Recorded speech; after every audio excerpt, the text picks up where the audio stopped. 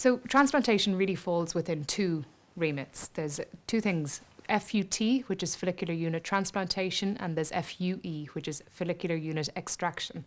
The FUT transplantation is, I suppose, what you would call the more traditional form of surgery and the more surgical procedure. A strip of hair-bearing skin is removed from the back and sides of the scalp, and then the little gap is closed and there's a tiny little mark left in the skin which the hair covers. That strip is then divvied up progressively into smaller units, eventually becoming out as single follicles that we then transplant back in. FUE, follicular unit extraction, is the process where individual hair follicles are taken from the donor region one by one and then transplanted into the recipient area one by one.